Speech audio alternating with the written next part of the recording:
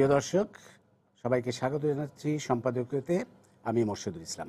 আমাদের আজকের বিষয় ইশতেহারে যত কথা, আর এ নিয়ে আমাদের সাথে আলোচনার জন্য উপস্থিত রয়েছেন, পরিচয় করিয়ে দিচ্ছি। রয়েছেন অধ্যাপক সৈয়দ মঞ্জুরুল ইসলাম, শিক্ষাবিদ ও সাহিত্যিক। রয়েছেন মোহাম্মদ এ আরাফাত, চেয়ারম্যান সুচিন্তা ফাউন্ডেশন, এবং এম এ আজিজ, সিনিয়র সাংবাদিক। প্রিয় দর্শক, আপনারা ইচ্ছে করলে আমাদের সাথে এই আলোচনায় যোগ দিতে পারবেন। সেই জন্য আমাদেরকে ফোন করতে হবে, যেই নাম্বারগুলো টেলিভিশনের পর্দায় দেখা যাবে সেই নাম্বারে। এছাড়া আপনারা ফেসবুক অথবা SMS-এর মাধ্যমে আপনাদের মন্তব্য পাঠাতে পারেন। তো আমরা আলোচনায় যাবার আগে একটু দেখে নেব এই মুহূর্তের প্রধান শিরোনামগুলো। তারুণ্যের শক্তিতে বাংলাদেশের সমৃদ্ধির লক্ষ্যে আওয়ামী লীগের নির্বাচনী ইশতেহার, গ্রামে শহরের সুবিধা পৌঁছে দেওয়ার অঙ্গীকার, রায় চাইলেন জনগণের। বিএনপির নির্বাচনী ইশতেহারেও পরপর 2 মেয়াদের বেশি প্রধানমন্ত্রী না থাকার ঘোষণা, মুক্তিযোদ্ধার সন্তানদের কোটা বহাল সহ 19 প্রতিশ্রুতি, উল্লেখ নেই যুদ্ধাপরাধের বিচারে। বিএনপির প্রতিশ্রুতির বেলুন ক্ষমতায় গেলেই চুপসে যাবে, মন্তব্য ওবায়দুল কাদেরের। ক্ষমতাসীন হয়েই তরুণদের মামলায় ফাঁসাবে আওয়ামী লীগ, মত রিজভির। শীত ও বৃষ্টি উপেক্ষা করে প্রচারণার মাঠে প্রার্থীরা, ভোট টানতে নানা প্রতিশ্রুতি, সারা দেশে 1016 প্লাটুন বিজিবি মোতায়েন। এবং নির্বাচনে অংশ নিতে পারছেন না বেগম জিয়া, হাইকোর্টের 3য় বেঞ্চে রিট খারিজ। জামায়াতের 22 প্রার্থীর ধানের শীষ প্রতীক বাতিল চেয়ে আবেদন, 3 দিনের মধ্যে নিষ্পত্তির নির্দেশ।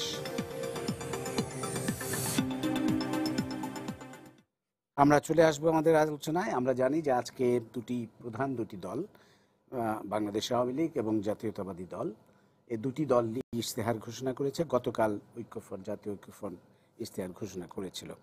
এই দুই দলের ইশতেহার নিয়ে আমরা কথা বলবো। আমরা যেটা মোটামুটিভাবে যে বিষয়গুলো আলোচিত হচ্ছে, যে আওয়ামী লীগের ইশতেহারে কিছু সুনির্দিষ্ট দিক নির্দেশনা থাকলেও বিএনপির ইশতেহারেও আছে বেশ কিছু বিষয় আছে, কিন্তু তার মধ্যে মূলত রাষ্ট্র এবং সরকার ব্যবস্থা কিভাবে পরিচালিত হবে সেই ব্যাপারটাকেই প্রাধান্য দেওয়া হয়েছে বিএনপির ইশতেহারে।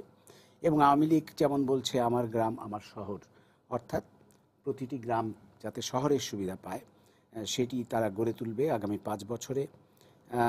সেরকম অনেক কিছুই আছে। আবার বিএনপির অনেক কিছুই আছে, যদিও বিএনপির অনেক কিছুকেই আবার বলা হচ্ছে যে সেগুলো আসলে কতটা বাস্তবসম্মত হবে, সেই বিষয় নিয়ে আমরা আলোচনা করব। আরেকটি বিষয় যে আমরা গতকাল দেখেছি যে জাতীয় ঐক্যফ্রন্ট তাদের ইশতেহারে যুদ্ধাপরাধীদের বিচার করার প্রত্যয় ব্যক্ত করেছেন, কিন্তু বিএনপির ইশতেহারে সেই বিষয়টি নেই সঙ্গত কারণেই। যদিও মানে ঐক্যফ্রন্টকে নিয়ে সমালোচনার সম্মুখীন হতে হয়েছে যে জামায়াতকে সাথে নিয়ে কিভাবে তারা যুদ্ধাপরাধীর বিচার করবে, এটা একটা প্রহসন জনগণের সাথে। আবার বিএনপি যে বলেছে না, মানে এটা উল্লেখ নেই, এটা এক ধরনের সততা বলা যায় বিএনপির। তারা সেই অসততা অ্যাটলিস্ট জনগণের সাথে করেননি। তো যাই হোক, আমি স্যার আপনার কাছে আসবো, আপনি যদি একটু শুরু করেন। আমি প্রথমে দুটো কথা বলে নিই ইশতেহার নিয়ে। ইশতেহারটা একটা নির্বাচনী কৌশল, কারণ যখনই একটা সরকার গঠিত হয়, একটা রাজনৈতিক দল নির্বাচনে জিতে, সে ইশতেহারকে সে তার প্রতিদিনের জীবনযাপন কাজকর্মের জন্য এটা একটা ডকুমেন্ট হিসাবে গ্রহণ করে না। সঙ্গত নয় তাদের জন্য, মানে সম্ভব নয় তাদের জন্য অনেক বাস্তবের কারণে। কিন্তু ইশতেহারে যা ঘোষণা দেওয়া হয়, বাস্তবে 5 বছর হোক 4 বছর হোক, তার অর্ধেকেরও বেশি কখনো কোনো দল সেটা বাস্তবায়িত করতে পারেনি। ফলে ইশতেহারে অনেকগুলি সমস্যা রয়ে যায়। যেমন এখানে একটা অলীক প্রস্তাব দেওয়া হয়, অলীক প্রতিশ্রুতিও দেওয়া হয়, অবাস্তবায়নযোগ্য কথাও বলা হয়।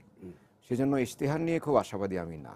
আমি বরঞ্চ দৈনন্দিন কর্মপদ্ধতির যে বিষয়গুলি তারা নির্দিষ্ট করবে, গণতান্ত্রিক আচার আচরণ কতখানি মেনে চলবে, মানুষের আশা আকাঙ্ক্ষার কতখানি বাস্তবায়িত করবে, সেই সততা, সেই নিষ্ঠা, এগুলির আমি অনেক বেশি অন্বেষণ করি।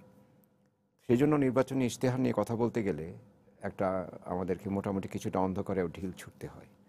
দেখতে হয় যে তারা আসলেই কতখানি চিন্তাভাবনা করে সেটি দিয়েছে, নাকি ভোটার টানার জন্য একটা ইশতেহার প্রণয়ন করেছে। এইগুলো প্রথমটা। দ্বিতীয়টা হচ্ছে আমাদের ইশতেহারগুলিতে বাস্তবায়নযোগ্য, যেটি সত্যি সত্যি প্রয়োগযোগ্য বাস্তবে, যার পিছনে অর্থের সংস্থান থাকবে, যার পিছনে মেধার সন্নিবেশ ঘটানো যাবেন, এই ধরনের প্রকল্প, এই ধরনের চিন্তাভাবনা যদি একমাত্র থাকতো অলীক কল্পনা বাদ দিয়ে, তাহলে সেটা আমার মনে হয় বেশি গ্রহণযোগ্য হতো। পাশাপাশি বাস্তবায়নযোগ্যের পাশাপাশি আমার একটা কৌশল নির্ধারণ করা উচিত। আমি বললাম যে আমার প্রবৃদ্ধি এত শতাংশ হয়ে যাবে, কিন্তু আমি কোনো কৌশল দেখাতে পারলাম না। একটা প্রবৃদ্ধির উন্নতি ঘটাবার জন্য আপনার দেশি বিদেশি বিনিয়োগ বাড়াতে হবে, আপনার বিদ্যুৎ এবং অন্যান্য অবকাঠামো খাতে আপনার উন্নয়ন সাধন করতে হবে, যোগাযোগ ব্যবস্থা করতে হবে, আপনার বন্দরগুলিকে সচল রাখতে হবে, তার সক্ষমতা বাড়াতে হবে। অসংখ্য কারণে একটা দেশের প্রবৃদ্ধি ঘটে। আমি ইশতেহারে ঘোষণা দিয়ে দিলাম, কিন্তু বাস্তবে তার কোনো প্রয়োগ করতে পারলাম না, এটি কিন্তু অনেক সময় দেখা যায়। তৃতীয় হচ্ছে একটা সময় রেখা মেনে চলতে হয়। আমি 100 দিন, বিদেশে কিন্তু এখন এটি চালু হয়েছে, 100 দিনের একটা পরিকল্পনা থাকে। এটা ভারতেও দেখেছি, বিজেপি সরকার এসে করেছিল। তাতে বোঝা যায় একটা দল কতখানি বাস্তবসম্মতভাবে এগুচ্ছে এবং তার প্রতিশ্রুতিগুলি বাস্তবায়নে কতখানি সে আসলে প্রতিশ্রুতি বাস্তবায়নে কতখানি একাগ্র।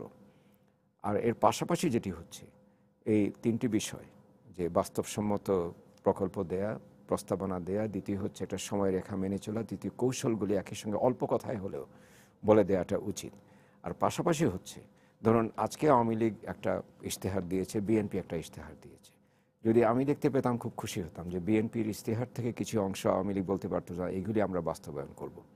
আবার বিএনপি যদি বলতো যে না, আওয়ামী লীগের দুর্নীতির বিরুদ্ধে জিরো টলারেন্স, যেটাকে বলে শূন্য সহনশীলতার নীতি, সেটি আমরাও গ্রহণ করলাম, বা এই ধরনের যদি কিছু আদান প্রদান হতো, তাহলে ভোটে যারা নির্বাচিত হয়েছেন হয়তো 40% ভোট নিয়ে, যারা পরাজিত হয়েছেন তারা হয়তো 30-35% নিয়ে পরাজিত হয়েছেন, বাদ বাকি অন্যান্য দলগুলি নিয়েছে, অনেকে ভোট দেননি বা কিছু এই ধরনের।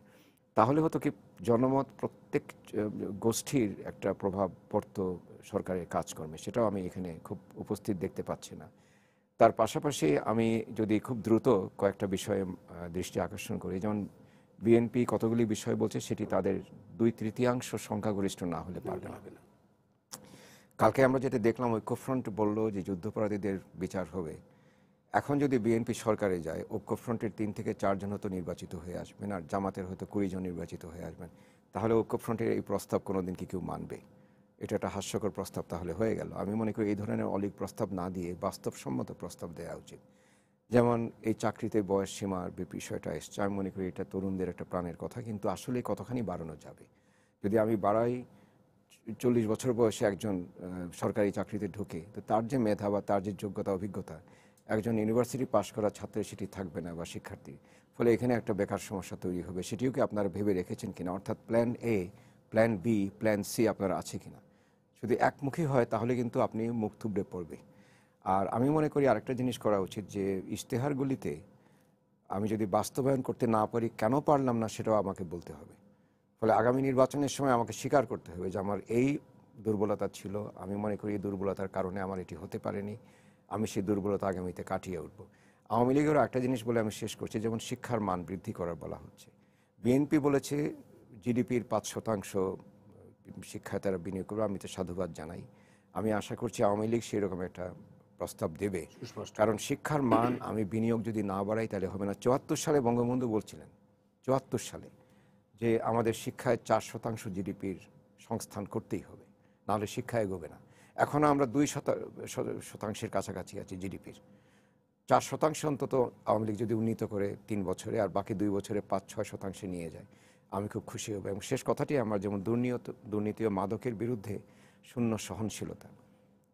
10 বছর ধরে একটি দল ক্ষমতায় আছে, তারা আসলে কি পদক্ষেপ নিয়েছে? তাহলে এখনও আমি দেখেছি মাদক যারা সম্রাট বলে কথিত, তাদেরও কোনো না কোনো সংশ্লেষ আছে আমাদের নির্বাচন প্রক্রিয়ায়। তাহলে মাদকের বিরুদ্ধে আমি শূন্য সহনশীল দেওয়া হচ্ছে। দুর্নীতি যারা নির্মূল করতে চায়, তাকে না দিলে তার তর্কে এখন যাব না, কিন্তু আমি আর শেষ করছি। আমি দুর্নীতির বিরুদ্ধে আমি শূন্য সহনশীলতা দেখাবো, কিন্তু দুর্নীতি নির্মূলে যে সহযোগী প্রতিষ্ঠানগুলি আছে, আমি টিআইবি ট্রাস্টি বোর্ডের সদস্য। টিআইবি যখনই দুর্নীতির বিরুদ্ধে একটা শ্বেতপত্র বা কিছু প্রকাশ করে, তখন একেবারে পার্লামেন্ট মেম্বার থেকে শুরু করে, সাংসদ থেকে শুরু করে অনেকেই সরকারের তোপ দাগতে থাকেন। যদি সহযোগী সংস্থাগুলিকে আমি ক্ষমতায়ন না করি, যদি তাদেরকে আমি আস্থায় না নিয়ে আসতে পারি, দুর্নীতি তাহলে নির্মূল হবে কিভাবে?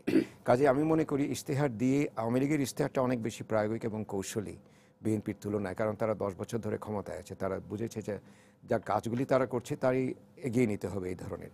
তারপরেও যেখানে যেখানে ফাঁক রয়ে গেছে সেগুলি ভরাট করতে হবে। ধন্যবাদ, ধন্যবাদ স্যার। আবার আসবো আপনার কাছে। আমি যাচ্ছি আরাফাত আপনার কাছে।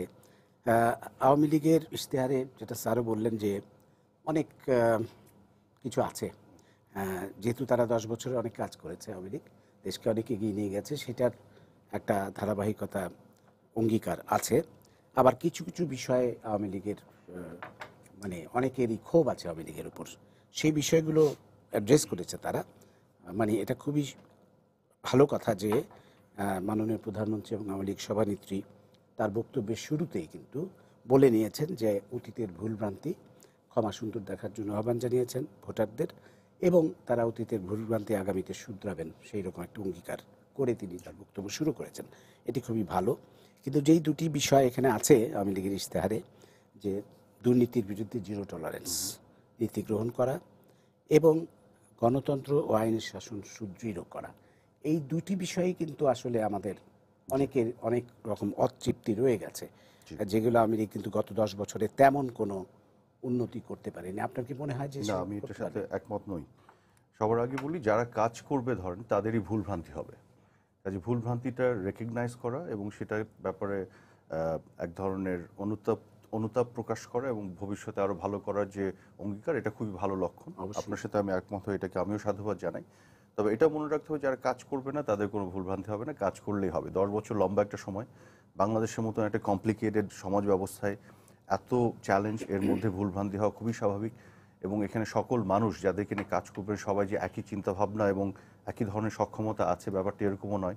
সব মিলিয়ে আমরা যারা ছোট ছোট সংগঠন চালাই, আমরাও দেখি যে অনেক কিছু মনের মতন করে ফেলা অনেক ক্ষেত্রে সম্ভব হয় না বিভিন্ন লিমিটেশনসের জন্য। কিন্তু আমি একটা জিনিস যেটা বলতে চাই, ইশতেহার নিয়ে ইশতেহারের যে কমিটমেন্ট বা অঙ্গীকারের যে বিষয়টি, সেটি নিয়ে আসলে আমি আলাপ কম করতে চাই। কারণ ইশতেহারে আপনি ধরেন এমন বলতেই পারেন, মেটাফরিক্যালি যদি বলি, আমি বঙ্গোপসাগরের লবণাক্ত পানি মিষ্টি করে ফেলবো, বলাই যায়, বললে তো বলা যায়। কিন্তু আমি আলোচনাটা যেখানে আনতে চাই, আসলে বিগত দিনে মোটা দাগে বড় বড় কি কমিটমেন্টগুলি ইশতেহারে ছিল এবং তার বাস্তবায়ন হয়েছে কিনা, এটা একটু রিমাইন্ড করতে চাই আর কি আমাদের দর্শকরাও যারা আছেন। যেমন আপনি 2008 সালের শেষে যে ইশতেহারটি আওয়ামী লীগ দিয়েছিল, আপনি খেয়াল করে দেখেন, যুদ্ধাপরাধের বিচারের প্রশ্নে যে কমিটমেন্ট ছিল, আমরা অনেকে তখনও সন্দিহান ছিলাম, চিন্তা করতে পারিনি এটা এতদিন পরে যেভাবে মানে তারা জেকে বসেছে, খুঁটি গেড়েছে, অর্থনৈতিকভাবে বিভিন্নভাবে শক্তিশালী হয়েছে, রাজনৈতিক, সামাজিকভাবে, সাংস্কৃতিকভাবে তাদেরও বিভিন্ন সাংস্কৃতিক সংগঠন ছিল, প্লাস তাদের একটা বড় শক্তিশালী পৃষ্ঠপোষক ছিল বিএনপির মতন একটি দল, যারা একটা বড় রাজনৈতিক দল। তো সব মিলে একটা সন্দেহান ছিলাম আমরা, কিন্তু এটা কিন্তু তার অঙ্গীকার রক্ষা করেছে, এখানে একটা সাধুবাদ পেতে পারে। আরেকটি জিনিস হচ্ছে, আপনি যদি ডিজিটাল বাংলাদেশ প্রশ্নে দেখেন, আমাকে জিজ্ঞেস করা হতো 2009 সালের মাঝামাঝি দিকে ডিজিটাল বাংলাদেশ কি।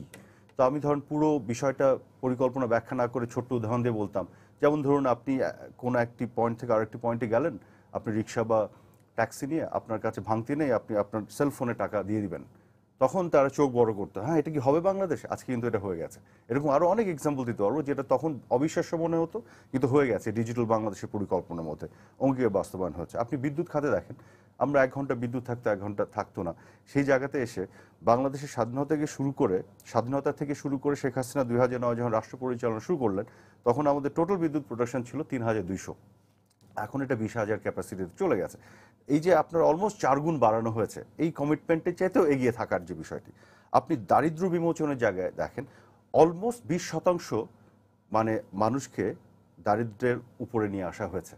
এটা তো একেবারে ওয়ার্ল্ড ব্যাংকের তথ্য বা ওয়ার্ল্ড ইকোনমিক ফোরাম, এটা তো মানে বাস্তবসম্মত একটা সঠিক তথ্য আমি যেটা দিচ্ছি। জঙ্গি দমনের প্রশ্নে দেখেন, আমরা কিন্তু এটা নিয়ে চ্যালেঞ্জ ফেস করেছি, শেখ হাসিনা নিজেও করেছেন। প্রথম টার্মে মাঝখানে এসে হোলি আর্টিজানের মতন ঘটনা হলো, কত ব্লগারদের, আপনার মুক্তচিন্তকদের কিভাবে হত্যা করা হলো। একটা সময় আমরাও ফ্রাস্ট্রেটেড হয়ে যাচ্ছিলাম, বিভিন্ন লিস্ট প্রকাশ করা হতো, আমাদের নাম দেখতাম সেই লিস্টে, বাংলাদেশের বড় বড় গুণীজনদের নাম দেখতাম। তো আজকে সেটাও কিন্তু অনেকটা কন্ট্রোলের একটা জায়গায় গেছে। আর একটা জিনিস আমি বলতে চাই, ইভেন পদ্মা সেতু, এটাও কমিটমেন্ট ছিল। এই পদ্মা সেতু নিয়ে দেশি বিদেশি যে ষড়যন্ত্র হলো, সেটাকে মোকাবেলা করে, উপেক্ষা করে ইশতেহারের কমিটমেন্ট কিভাবে রাখতে হয়, একেবারে দেশজ সম্পদকে ব্যবহার করে সাহস এবং অঙ্গীকারের বলে বলিয়ান হয়ে, দেশপ্রেমে বলিয়ান হয়ে কিভাবে করা যায়, পদ্মা সেতু হচ্ছে তার সবচেয়ে বড় এক্সাম্পল। তো আমি একটা একটা করে অনেকগুলি বললাম। তো আমি দেখতে চাই আসলে অতীতটা, কাদের ট্র্যাক রেকর্ডটা কেমন, কি অঙ্গীকার করেছিল, আসলে কতটুকু বাস্তবায়ন করেছে, তার ভিত্তিতে আমার আগামী দিনের অঙ্গীকারগুলো কতটুকু বিশ্বাস করবো সেটা আমি চিন্তা করব। হুট করে যদি আমাকে বলে দেয় যে বঙ্গোপসাগরের পুরো পানি মিষ্টি করে ফেলবো, এটা তো বলতেই পারে। আরো দুটো জিনিস একটু বলি।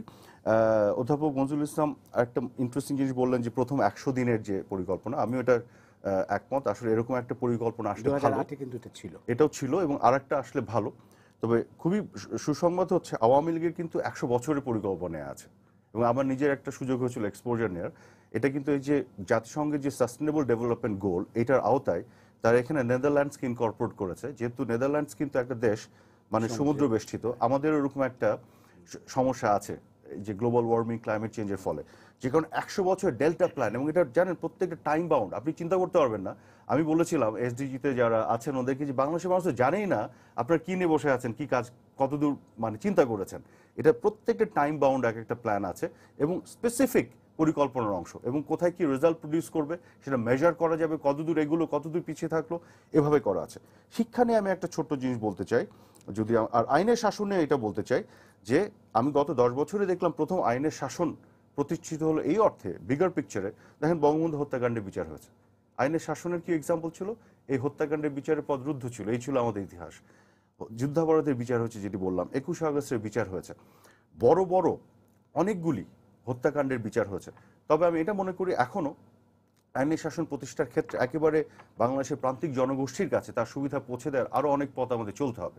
সেখানেও আমরা আশাবাদী হতে চাই, আরো হয়তো আমরা ইমপ্রুভ করতে পারবো। দুর্নীতিমুক্ত। হ্যাঁ, এবং দুর্নীতির প্রশ্নে আমি বলবো যে যেহেতু অধ্যাপক মনজুরুল ইসলাম সাহেব আছেন টিআইবিতে, সেখানে আমরা জানি যে চ্যাম্পিয়নশিপে যে আমাদের কি অতীত দুঃখজনক অভিজ্ঞতা, হ্যাট্রিক করা হয়েছিল, সে জায়গায় এসে গত 10 বছর আমরা তো এখন মনে হয় প্রথম 10-এর মধ্যেও নাই, কিন্তু আমরা প্রথম 20-এও থাকতে চাই না, আমরা প্রথম 100-তেও থাকতে চাই না। এটা আমাদের ধীরে ধীরে এগোতে হবে। আমাদের সোশ্য ইকোনমিক যে বাস্তবতা, এটাতে হয়তো হুট করে হয়ে যাবে না। এখানে আপনাকে একটা সুসংবাদ দিতে চাই, এই ডিজিটাল বাংলাদেশের যে প্ল্যান, আমি সময় পাবো না ব্যাখ্যা করার, এটা সিস্টেমিক ডিজিটাইজেশনের মধ্য দিয়ে, অটোমেশনসের মধ্যে সিস্টেম ইটসেলফ দুর্নীতিকে বিভিন্ন জায়গায় প্রতিবন্ধকতা তৈরি করবে। এটা কিন্তু কালকে থেকে তোমরা সবাই ভালো মানুষ হয়ে যাও এই কথা বললে হবে না, এই বাস্তবতার জায়গায় তো সিস্টেমিক যে রিফর্মসগুলি হচ্ছে একটার পর একটা, এটা একটা ফাউন্ডেশন তৈরি হচ্ছে। আমি আপনাকে নিশ্চিত করে বলতে পারি আগামী 5 থেকে 10 বছরে এটার একটা এক্সপোনেনশিয়াল ডেভেলপমেন্ট ফলাফল আমরা দেখব, দুর্নীতি কিভাবে কমে আসছে, সিস্টেম এটা নিয়ন্ত্রণ করবে। আর শিক্ষার ক্ষেত্রে একটা বিনয়ের সাথে বলতে চাই, সেটা হচ্ছে যে জিডিপির যে 5%-এর যে ব্যাপারটা, একটা জিনিস হচ্ছে কি, ধরেন জিডিপি সাইজটা 2009 আমাদের ছিল $100 বিলিয়ন, এখন এটা $350 বিলিয়ন হয়ে গেছে। যেহেতু সাইজটা 3 গুণ বেড়েছে, যে কারণে তার পার্সেন্টেজ যদি 2% হয়, সেটার অ্যামাউন্ট কিন্তু অনেক বড়। এখন সমস্যা হচ্ছে আমি যদি ধরেন আগে থেকে 5% দিতে চাই, আমি নিজেও একজন শিক্ষক এবং ব্যবসা প্রশাসনের শিক্ষক হিসেবে আমি বলছি, আমার টোটাল বাজেটের একটা বড় অংশ অবকাঠামোতে আমাকে ব্যয় করতে হচ্ছে। কোথায়? বিদ্যুতে, যেটা আমার আর্জেন্সি। কোথায়? আমার রাস্তাঘাট, রেল কালভার্ট, এগুলো করার ফলে আমার জিডিপি 3 গুণ হয়ে গেছে। আমি যদি ওখানে বিনিয়োগ না করতাম, আমার জিডিপি সাইজও ছোট থাকতো, তখন কিন্তু আমার শিক্ষা খাতের এখন যে বরাদ্দ সেটা আমার 2%-এর চেয়ে বেশি দেখাতো, কিন্তু টোটাল বরাদ্দ সেম হতো। যে কারণে আমি যেটা মনে করি, শিক্ষা খাতের যে বরাদ্দটাই সবচেয়ে বড় ইনভেস্টমেন্ট বা লং টার্ম, সেটা আমাদের করতেই হবে শিক্ষক হিসেবে আমি মনে করি।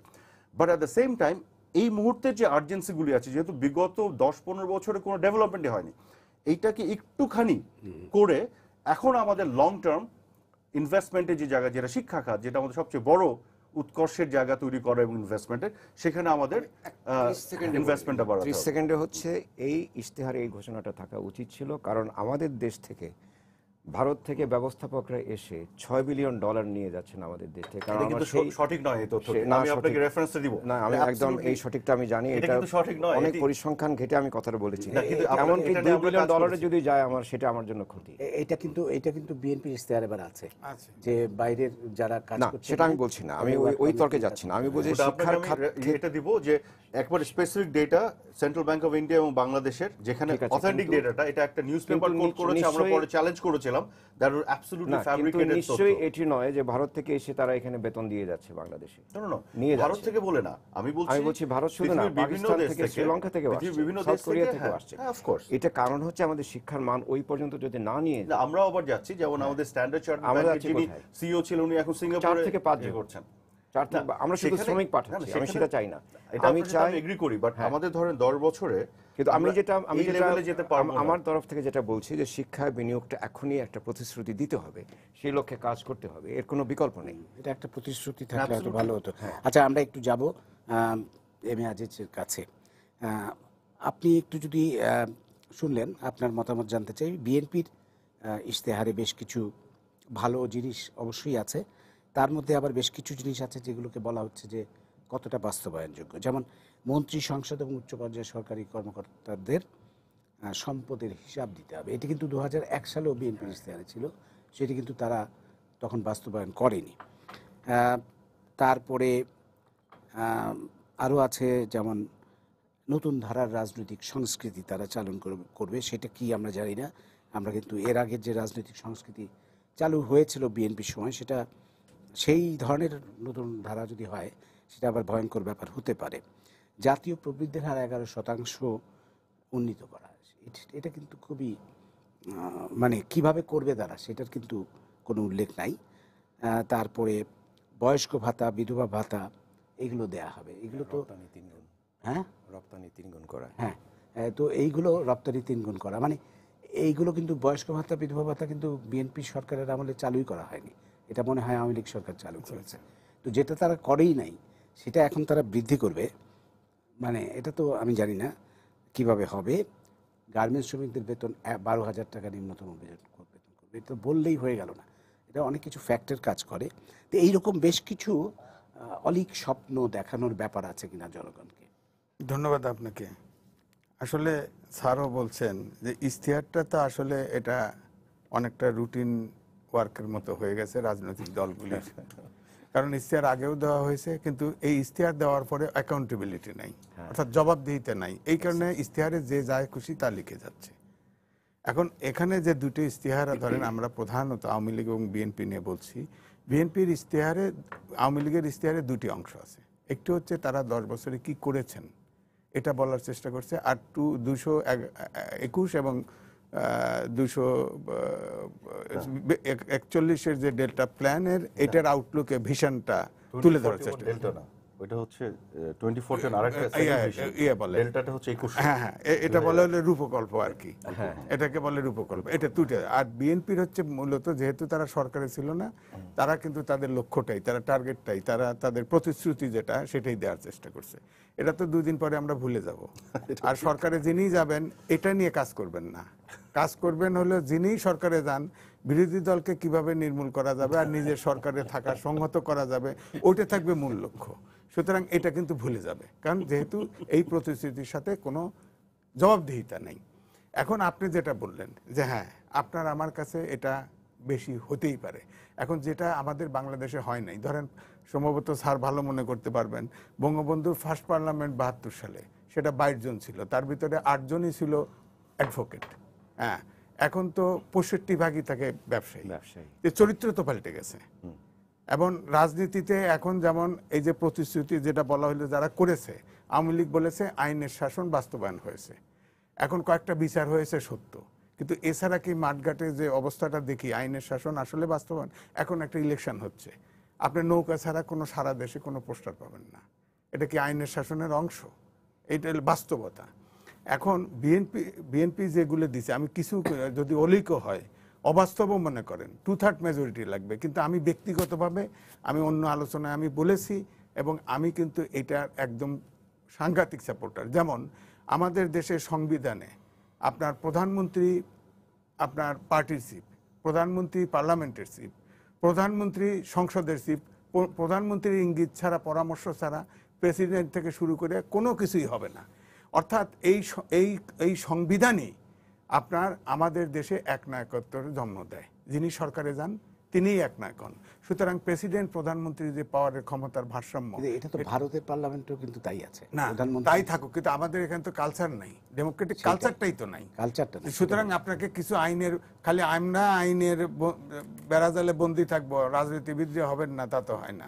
হ্যাঁ, তো এই জন্য আমি বলছি এটাকে আমি সাপোর্ট করি। তারপরে 2 মেয়াদে প্রধানমন্ত্রী থাকা, আমি বলি যে একটা ব্যক্তি যদি অনন্তকাল 5 বার 5 টার্ম 3 টার্ম ক্ষমতায় থাকে, সে এমনিতেই স্বৈরাচার হয়ে ওঠে। সুতরাং এটা আমি খুবই যৌক্তিক মনে করি। হ্যাঁ, তারপরে ধরেন এই যে 70 অনুচ্ছেদ, অনেকেই বলছে যদি কোর্টে এটাকে আবার আপনার ফাইনালি করছে, ওকে করছে, কিন্তু 70 অনুচ্ছেদ এই সংসদের তো কোনো আসলে 70 অনুচ্ছেদ থাকার কারণে কোনো সংসদের বিএনপি কিন্তু সদস্যের তো এতদিন কোনো বলে পাল্টা এসেছিল যে 70 অনুচ্ছেদ বাতিল করবে, কিন্তু ইশতেহারে বলেছে কিন্তু যে সংশোধন করবে, সংশোধন করবে যাতে করে পার্লামেন্টের সংসদের পার্লামেন্ট যাতে মানে তারা তাদের মত প্রকাশ করতে পারে।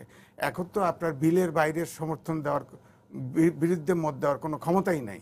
সুতরাং এখন যেহেতু সর্বময় ক্ষমতার অধিকারী প্রধানমন্ত্রী, আমি শুধু এই সরকার বলছি, এটা সর্বক্ষেত্রেই, এই সব সরকারের ক্ষেত্রে প্রধানমন্ত্রী উইলের বাইরে কারো কিছু বলার ক্ষমতা নাই। আমি স্ট্রাকচারের কথা বলছি। একটা ভালো প্রস্তাব ছিল উচ্চ কক্ষ তৈরি করা। আর বলছি যদি আপনি প্রধানমন্ত্রী যদি ইচ্ছা করে যে এই বিলটি পাস হবে, সরকারি ট্রেজারি বেঞ্চের এমন কোনো মেম্বার নাই যে এটা তার বিরুদ্ধে কোনো মতামত রাখতে পারে। সুতরাং এটা তো একটা অটোক্রেটিক ল, এটা পরিবর্তন হওয়া আমি মানি। যেমন নিম্ন কক্ষ উচ্চ কক্ষ, এটা পাওয়ার ব্যালেন্সের জন্য, এবং ইলেকশন তো আমাদের দেশে আরো দরকার এই জন্যই।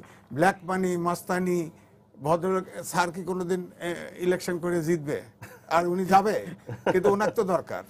যখন আপনার ইলেকশন কমিশন সার্চ কমিটি করছেন তখন তো ওনাকে নিতে পারছেন বলে, কিন্তু আপনার তো এই জন্যই দরকার যে সমাজের সর্বস্তরের মেধাকে এক জায়গায় নিয়ে আসার জন্য এটা দরকার। সুতরাং আমি বলবো যে এগুলো যদিও এটা অনেক সময় ইলিউশন ভাবতে পারেন, কিন্তু টু-থার্ড মেজরিটি হলে এগুলো যদি রিয়েলি করে, তাহলে বিএনপি তাদের যে গঠনতন্ত্রই হচ্ছে প্রেসিডেন্ট শাসিত, তারা যদি এইটা বলে, আমি এটাকে সাধুবাদ জানাই। আর আওয়ামী লীগ তো ঠিকই আছে। সুতরাং আমি মনে করি যে আমাদের দেশের ডেমোক্রেটিক কালচারটা আসতে হবে, এবং সুশাসন আসার জন্য যদি এই আসলে সংশোধনগুলি করা যায়, আমার বিশ্বাস অনেক বেশি অ্যাকাউন্টেবিলিটি কিন্তু তৈরি হবে। ধন্যবাদ। আমাদের সাথে একজন দর্শক আছে ফোনে, আমরা ফোনটা নিয়ে নিই। প্রিয় দর্শক, আপনার পরিচয় দিয়ে প্রশ্নটা করুন। জি, আমি মোহাম্মদ উমর ফারুক, নরসিংদী থেকে। বলুন। আমার প্রশ্ন সম্মানিত আলোচক বৃন্দের কাছে, যে উভয় দলই আজকে ইশতেহার ঘোষণা করেছে। বিএনপি বলেছে জিডিপি 5% তারা শিক্ষা খাতে ব্যয় করবে, এবং আওয়ামী লীগ বলেছে শিক্ষা খাতে উন্নতি করবে। কিন্তু এই যে শিক্ষা খাতে আমরা দেখলাম ক্লাস 3 থেকে নিয়ে বিশ্ববিদ্যালয়ে ভর্তি এবং বিভিন্ন চাকরি এবং নিয়োগ এবং বিশ্ববিদ্যালয় মেডিকেলে ভর্তি পরীক্ষায়ও প্রশ্নপত্র ফাঁস হয়ে যাচ্ছে।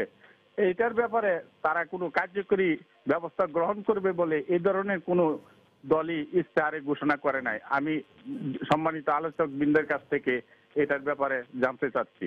ধন্যবাদ।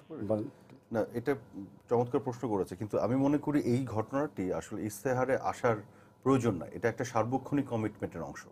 আমি যেটা দেখি যে একটা প্যারাডাইম শিফট হয়েছে আমাদের টেকনোলজির জায়গাতে, যে কারণে একটা নতুন বাস্তবতা এই প্রশ্নপত্র ফাঁস হওয়ার বিষয়গুলি চলে এসছে। অ্যান্ড যারা অথরিটিতে আছে তারাও আসলে স্ট্রাগল করছিল, মানে প্রচণ্ডভাবে এম্বারাস, বিব্রত হচ্ছে, স্ট্রাগল করছে, চেষ্টা করছে, কিন্তু কোনো না কোথাও ফাঁকফোকর থেকে যাচ্ছে। তো এটা কিন্তু সার্বক্ষণিকভাবে একটা কমিটমেন্ট, এটা ইশতেহারে বলার কিছু না, এটা করতে তো হবে, এই মুহূর্তে হলে এই মুহূর্তে করতে হবে। এটা এত গুরুত্বর একটা বিষয়। তো আমি মনে করি বিগত কিছুদিনে আমরা এটার একটা ইমপ্রুভমেন্ট দেখেছি, লিগাল কিছু অ্যাকশন নেওয়া হয়েছে যারা এটার সাথে ইনভলভ ছিল। আর যেহেতু আপনার যেটা হয় কি, যে নতুন কিছু সিচুয়েশন যখন অ্যারাইজ করে, নতুন বাস্তবতা অনেক সময় আমরা জানি না কীভাবে হ্যান্ডেল করতে হয়। তখন ফেসবুকটা এত ওয়েল স্প্রেড ছিল না, ফোনে ক্যামেরা তো ছিল না, যে কোনো জায়গায় ফাট করে একটা ছবি তুলে, আবার ইন্টারনেট তো এত সুলভ ছিল না যে পাঠিয়ে দিল। এই বিষয়গুলি আগের বাস্তবতা ছিল না 15 বছর আগে। এখন মনে হয় তারা একটু একটু করে ট্রায়াল অ্যান্ড এররের মধ্য দিয়ে একটা ইমপ্রুভমেন্টে গেছে। কাজে এটা সার্বক্ষণিক কমিটমেন্টের বিষয়, প্রত্যেক সেকেন্ডের কমিটমেন্টের বিষয়, এখানে ছাড় দেওয়ার কোনো সুযোগ নাই। কারণ এখানে যদি মানে আপনার সমস্যা থেকে যায় তাহলে পুরো শেষ হয়ে যাবে সবকিছু। তো এটা ইশতেহারের বিষয় বলে আমি মনে করি। শিক্ষা খাতের ব্যবস্থাপনা এবং সুশাসন এটা একটা কন্টিনিউয়াস প্রসেস। আমি আরাফ সাহেবের সাথে একমত, এটা হলো কন্টিনিউয়াস প্রসেস, এটা তো কেউ ডিনাই করবে না, সবাই তো চায় এটা বন্ধ। এটা ব্যবস্থাপনা এবং সুশাসন দরকার শিক্ষার ক্ষেত্রে। তো এই জন্য আমি মোর্শেদ ভাই সংক্ষেপে আমি বলি যে এই যে আওয়ামী লীগের যে দুটো দিক আছে, একটা হলো তারা যে 10 বছরে যে যা কিছু বাস্তবায়ন করছে, এখানে কিছু এক্সাজারেটেড ফিগার আছে অনেকগুলি, এখানে আলোচনা করা যায়, এটা লম্বা বিষয়, আমি আর এ বিষয়ে যাচ্ছি না। তবে ভীষণ যেটা দিচ্ছে এটা থাকবে, এটা হয়তো আমরা অনেকে ইলিউশন ভাবতে পারি, অবাস্তব ভাবতে পারি, কিন্তু এটা থাকতে হবে, এটা উভয় পক্ষেই আছে। আমি মনে করি এইটাই দাবি করি যে এইটা বাস্তবায়নের ক্ষেত্রে একটা অ্যাকাউন্টেবিলিটির জায়গা থাকতে হবে। তবে আমি একটা ছোট্ট করে আবার একটু ঢুকতে পারি, মানে আজিজ ভাইকে একটা সুখবর দিতে পারি। দ্বিকক্ষ বিশিষ্ট পার্লামেন্টের যে বিষয়টা, এটা কিন্তু আমার ব্যক্তিগত একটা চাওয়ার জায়গা, এবং এটা নিয়ে আমিও আওয়ামী লীগের বিভিন্ন পর্যায়ে অনেকের সাথে আলাপ করেছি, তাদেরও এটা নিয়ে দ্বিমত নেই। কিন্তু এটা কারণ হচ্ছে, ধরেন আমাদের চেয়ারম্যান যারা, তারা হচ্ছে বাজেট হ্যান্ডেল করার কথা, কিন্তু এমপিদের ল মেক করার কথা, কিন্তু দেখা যায় এখানে একটা সমস্যা তৈরি হয়। এটা আবার কারো দোষ না, বাস্তবতার এরকম। এমপিদেরও কিন্তু ওই ডেভেলপমেন্টের কমিটমেন্ট করে ভোটটা নিতে হয়, পরে তো তারা যদি বলে তোমার জন্য ভালো ভালো আইন বানাবো, ভোটটা তো দিবে না। তো দ্বিকক্ষ যদি থাকে, ল মেকার্সদের একটা কক্ষ থাকলো, আর ডিরেক্টলি যারা বাজেট হ্যান্ডেল করবে লোকাল ডেভেলপমেন্টের, তাহলে কিন্তু একটা গণতন্ত্রকে সুসংহত করার সুযোগ তৈরি হবে। এইটা আমি মনে করি না 2/3 আসন থাকলে করা যাবে বা কোনো একক দলের করা উচিত, এটা মনে করি সবাই মিলে, এবং কারো এটা মানে দ্বিমত থাকারও কথা না, কারণ এটা একটা মৌলিক পরিবর্তন, এবং এখানে আমারও ব্যক্তিগত সমর্থন আছে। এবং আমি এটাও জানি যে আওয়ামী লীগের ভিতরেও একটা সন্দেহ আছে, সবাই না মিলে করলে তো হবে না, কিন্তু এটা নিয়ে অনিচ্ছা আছে সেটি নয়, কাজে এটা নিয়ে কিন্তু ফিউচারে কথা বলা যেতে পারে। স্যার, আচ্ছা, ওমর ফারুক সাহেবের কথা আমার মনে পড়লো, যে দর্শক বললেন যে আমাদের শিক্ষানীতি যদি আমরা সত্যিকারভাবে অনুসরণ করি, এটা চমৎকার একটা ডকুমেন্ট, দলিল। আমাদের শিক্ষানীতিতে কিন্তু পঞ্চম শ্রেণী অন্তে এবং অষ্টম শ্রেণী অন্তে পরীক্ষা নেওয়ার কোনো কথা লেখা নেই। এই দুটি অনাবশ্যক পরীক্ষা আমরা চাপিয়ে দিয়েছি সন্তানদের উপর। তাতে কোচিং বাণিজ্য এখন গ্রাম পর্যায় পর্যন্ত বিস্তৃত হয়েছে, এবং সমস্ত আমি মিডিয়া রিপোর্ট আমার কাছে কাটিং করা আছে, যেখানে দেখা যাচ্ছে যে এই কোচিং সেন্টারগুলি থেকেই প্রশ্নপত্র ফাঁসের অনেক ধরনের কৌশল তৈরি হয়। ফলে এই দুটো পরীক্ষা যদি আমরা তুলে দেই আর মানসম্পন্ন শিক্ষা প্রতিষ্ঠান তৈরি করতে পারে, যেখানে আনন্দের সঙ্গে সন্তানরা পড়াশোনা করবে, তাহলে মানটা খুব দ্রুত লাফিয়ে লাফিয়ে উঠবে। পরীক্ষার ভার দিয়ে তাদেরকে করা চলবে না। সেজন্য আমি মনে করি শিক্ষার মান বৃদ্ধি নিয়ে আওয়ামী লীগ যেটা বলেছে, কিন্তু বিএনপির ইশতেহারে সুনির্দিষ্টভাবে আছে, এবং এই দুটো এটা ঐক্যফ্রন্টের ইশতেহার একেবারে পরিষ্কারভাবে ছিল। তারা দুটো ইশতেহারের কোনোটাতেই নাই যে একটা লেভেল পর্যন্ত অন্তত পক্ষে এক ধরনের শিক্ষা না থাকলে একটা জাতি কত চিন্তার জাতি। এবং আজিজ সাহেবের আমি একটা জিনিস খুব প্রশংসা করলাম, যে ইশতেহারের বাস্তবায়নের ব্যাপারে একটা জবাবদিহি থাকতে হবে। এই জবাবদিহিতা না থাকলে আমি ইচ্ছে মতো বললাম এই সমুদ্রের পানি আমি মিষ্টি করে দিব, কিন্তু আমি কিছুই করতে পারলাম না, সেরকম যেন না হয়। দুটো বিষয় আমি বক্তব্য রেখে আমি শেষ করছি। বিএনপির কিছু প্রস্তাব আছে যেগুলি খুবই আমার কাছে খুব আকর্ষণীয় মনে হয়েছে। অলিক হতে পারে কিন্তু আকর্ষণীয়। আবার যেমন তারা সুশাসনের ব্যাপারে বলছে, তারপর ধরুন জবাবদিহিতার ব্যাপারে বলছে, ন্যায়পাল, যদিও এটা বহু পুরনো একটা গল্প, ন্যায়পালের বিষয়টা আছে। এখন আওয়ামী লীগ যদি জিতে আসে ক্ষমতায়, আওয়ামী লীগের উচিত হবে ওই জিনিসটা করা, প্রতিশোধ এবং প্রতিহিংসা রাজনীতি থেকে বেরিয়ে আসা। এবং যেহেতু আওয়ামী লীগ অগ্রগতি এতদূর তারা নিয়ে আসছে, এটা তো সঠিক যে আওয়ামী লীগের নেতৃত্বের ফলেই আমরা 7% জিডিপিতে পৌঁছেছি। এখন আওয়ামী লীগের উচিত হবে সহযোগী খোঁজা, বিরোধী দলকে সহযোগী দল মনে করে তাদের থেকে অনেক সুন্দর সুন্দর চিন্তা উপহার নিয়ে, প্রয়োজনে এই যে কথাগুলি বলা হচ্ছে রাষ্ট্রপতি প্রধানমন্ত্রী ক্ষমতা ভারসাম্য, কেন নয়, হতেও পারে এই ধরনের কিছু পরিবর্তন আমরা হয়তো সবাই মিলে করতে পারি। আমি এক লাইনে একটু বলতে চাই, সেটা হচ্ছে প্রতিশোধ এবং প্রতিহিংসার রাজনীতি খুব খারাপ জিনিস, এটা আসলে কোনোভাবে কল্যাণকর নয়। আমি মনে করি আওয়ামী লীগ সারা জীবন আসলে এই প্রতিশোধ এবং প্রতিহিংসার শিকার হয়েছে। 75 থেকে শুরু করে 2004-এর 21শে আগস্ট, বিভিন্ন পর্যায়ে যদি দেখেন 75, 96, 21 বছরে, আমি মনে করি আওয়ামী লীগ গত 10 বছরে সে বিচারের রাজনীতিটা নিয়ে এসছে। যারা বিভিন্ন সময় অতীতে অন্যায় করেছে তাদেরকে কিন্তু আপনার বিচারের প্রক্রিয়া এনেছে। যুদ্ধাপরাধ বলেন, বঙ্গবন্ধু ঘাতক বলেন, 21 আগস্ট বলেন। এখন এই প্রক্রিয়া আনার ফলে একটা গোষ্ঠী কিন্তু এটাকে পছন্দ করেনি, তারা অনেকেই সামহাও এটাকে একটা প্রতিশোধের জায়গা থেকে দেখাচ্ছে। আমি মনে করি সকল পক্ষের বিচারের রাজনীতি এবং বিচারহীনতার রাজনীতির বা বিচারের সংস্কৃতি এটাকে শেষ করতে হবে। তাহলে বিএনপির পক্ষেও এটা সত্যিকার প্রত্যেকটা সেক্টরে সুশাসন দরকার। দ্বিতীয়ত দুইটা ইশতেহার আছে, দুইটাতে দেখবেন যে খুব বেশি কিন্তু মিল নাই, পার্থক্য কিন্তু আছে, কিন্তু দুটাতেই গুড ভালো জিনিস আছে। যিনি সরকারে যাবেন তিনি যেন এখানে ভালো অংশটা নিয়ে। ধন্যবাদ আপনাদের, অসংখ্য ধন্যবাদ। আমরা আশা করব যে আসলেই দুই দলের ইশতেহারে বেশ কিছু ভালো জিনিস আছে। যারাই ক্ষমতায় যাক না কেন ভালো জিনিসগুলো বাস্তবায়ন করবে, কার ইশতেহারে কি আছে সেটা বড় কথা নয়। এই আশাবাদ ব্যক্ত করে প্রিয় দর্শক, আপনাদের সবাইকে ধন্যবাদ জানিয়ে শেষ করছি। আগামীকাল আবারও দেখা হবে রাত 10টায়। দেখার আমন্ত্রণ রইল। শুভরাত্রি।